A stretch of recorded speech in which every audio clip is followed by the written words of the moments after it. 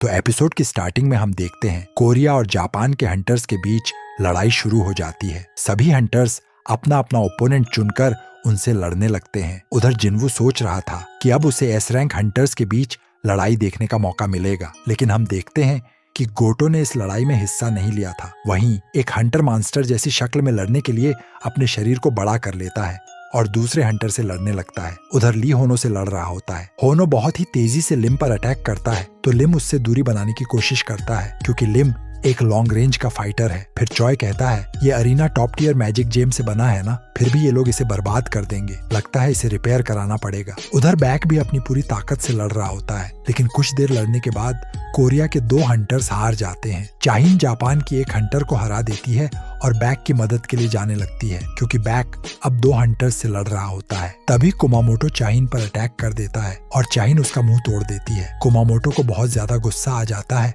और वो चाहिन पर पागलों की तरह अटैक करने लगता है। तभी वहाँ पर जिन्वू आकर चाहिन को बचा लेता है और कुमामोटो को जमीन पर पटक देता है। फिर जिन्वू चाहिन से कहता है अब हमें भी हार मान लेनी चाहिए क्योंकि बैक भी हार चुका है। उधर गोटो सोच रहा था क्या यह सच में एक मैजिक हंटर है, मुझे खुद ही इसका पता करना पड़ेगा। फिर गोटो जिन्वू से लड़ने के लिए बोलता है तो जिन्वू भी इसके लिए मान जाता है। फिर वो कहता है मेरी एक शर्त है, तुम्हें अपनी पूरी ताकत से लड़ना होगा। उधर जुनही न्यूज पर जेजू आइलैंड के बारे में देखती है और वो भी उस मिशन को ज्वाइन कर लेती है। वहीं गोटो और जिन्वू में लड़ाई होने लगती है। गोटो बहुत तेजी से जिन्वू पर अटैक कर रहा होता है, लेकिन जिन्वू उसके सभी अटैक से बड़े ही आराम से बच रहा होता है और मुस्कुराने लगता है। यह देखकर गोटो को और भी ज्यादा गुस्सा आ जाता है। फिर गोटो अपनी पूरी ताकत जिन्वू पर अटैक करता है और जिन्वू के गाल पर एक खरोच आ जाती है। जिन्वू गोटो का हाथ पकड़ लेता है तो गोटो कहता है तुमने मेरी कलाई क्यों नहीं पकड़ी, क्या तुम मेरा मजाक उड़ा रहे हो? तो जिन्वू कहता है अगर मैं तुम्हारी कलाई पकड़ता तो ये मैच यहीं पर खत्म हो जाता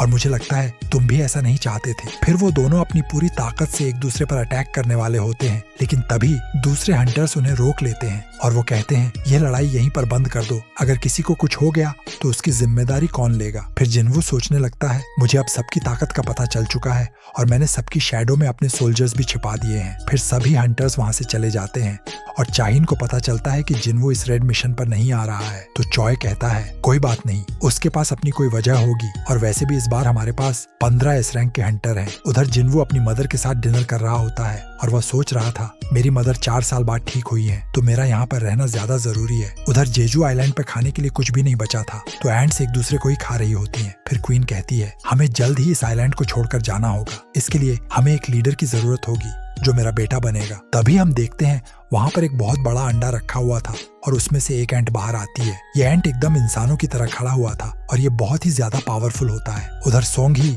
जिन्हों को बताती है वो भी सेंट्री टीम को ज्वाइन करने वाली है। ये टीम शहर के बाहर खड़ी रहेगी और इसमें सभी लो रैंक के हंटर्स होंगे। अगर कोई एंट आइलैंड से उड़कर शहर की तरफ आएगी तो ये हंटर्स उसको मार देंगे। अगली सुबह रेड मिशन शुरू हो जाता है। बहुत सारी बैटल शिप्स आइलैंड को चारों तरफ से घेर लेती है। इन शिप्स पर ए रैंक के हंटर्स थे जो एंट्स को आइलैंड से बाहर जाने से रोकने वाले थे। सभी एस रैंक हंटर्स आइलैंड पर जाने के लिए तैयार थे। तभी वहाँ पर बैक का दोस्त बूंग आता है जो एक एस रैंक का हीलर है और उसे देखकर सभी खुश हो जाते हैं। फिर हम देखते हैं उनके साथ एक कैमरामैन भी जा रहा था उनकी फाइट को लाइव दिखाने के लिए। फिर वो कैमरामैन कहता है हम आपकी फाइट लोगों को दिखाना चाहते हैं, लेकिन इसमें 10 मिनट का डिले होगा ताकि अगर कोई एक्सीडेंट हो जाए तो उसे कट किया जा सके। और इसी के साथ वो बताता है कि वो एक ए रैंक का हंटर है जो खतरनाक जगहों पर शूटिंग करता है। उधर गोटो की टीम आइलैंड पर अलग अलग जगह पहुंच चुकी होती है। फिर वे सभी अपनी मैजिक पावर का इस्तेमाल करते हैं जिसकी वजह से सारी एंट्स उनकी तरफ आने लगती हैं। कुछ एंट अटैक टीम के हेलीकॉप्टर पर भी हमला करती हैं, लेकिन चॉय उन सबको अपनी आग से जला देता है। वहीं आइलैंड पर कुछ वेव सिग्नल्स भी भेजे जाते हैं ताकि क्वीन अपने सोल्जर्स को वापस न बुला सके। जापान के हंटर्स सभी एंट सोल्जर्स को बुरी तरह से मार रहे होते हैं। उधर अटैक टीम क्वीन के घोंसले में पहुंच जाती है और चॉय बाहर जाने का रास्ता बंद कर देता है। फिर वो देखते हैं वहाँ पर बहुत सारी गुफाएं होती हैं तो चॉय सभी गुफाओं में अपनी फायर को भेजता है क्योंकि जो गुफा सबसे गहरी होगी उसमें ही क्वीन के होने के सबसे ज्यादा चांस है। फिर वो सभी उस गुफा के अंदर चले जाते हैं और उन्हें वहाँ पर क्वीन के अंडे मिलते हैं। वो सभी उस बड़े अंडे को देखकर घबरा जाते हैं।